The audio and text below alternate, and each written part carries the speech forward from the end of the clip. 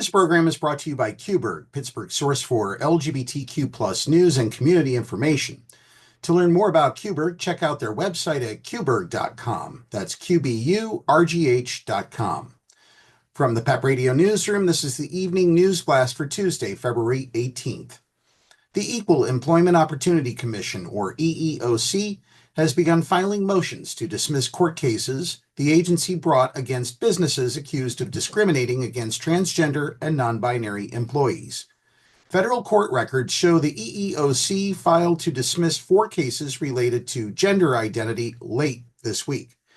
Multiple commission workers who spoke to Mother Jones on the condition of anonymity say agency staff have been instructed not to investigate current or future complaints regarding gender identity.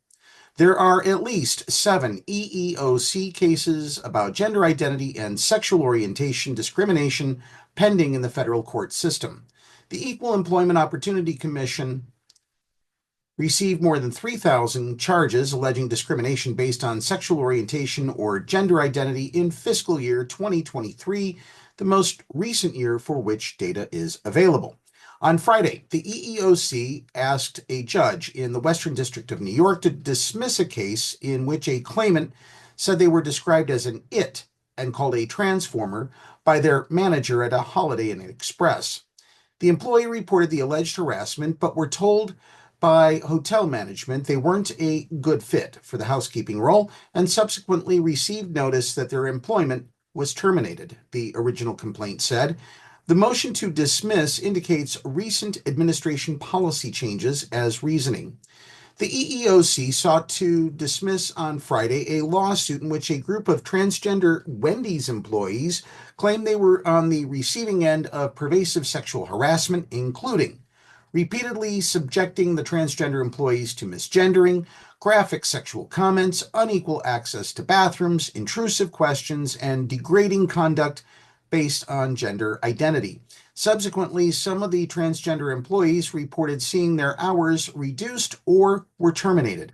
In the third case regarding a Lush cosmetics store manager allegedly telling a transgender employee he wanted to have sex with a trans person and texting a non-binary employee about sexual acts, the EEOC filed a stipulation to dismiss on Friday.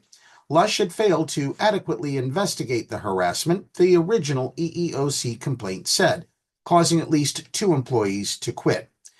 On Thursday, the Equal Employment Opportunity Commission asked a judge in Alabama to dismiss a discrimination case in which a non-binary individual alleged they were fired from a Home 2 Suites hotel for not conforming to male gender stereotypes. After seeing the employee with pink nail polish and capri pants, a manager wanted the employee hidden due to their appearance, the complaint said. Shortly after, the employee was terminated. The motion cites President Donald Trump's executive order on gender ideology extremism as a basis. A remaining case in which a motion to dismiss has not yet been filed regards a transgender employee at a Culver's restaurant in Michigan who allegedly said he was purposely misgendered, dead-named, and asked whether he had undergone gender reassignment surgery.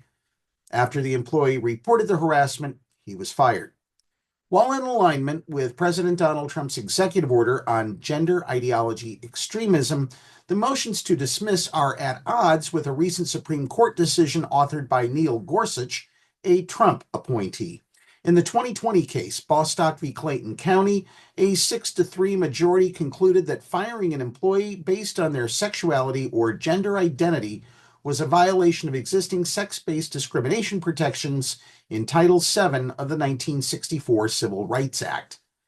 If you are watching this video on YouTube, be sure to click the subscribe button. Stories we share on our news blasts will always be on our Blue Sky page.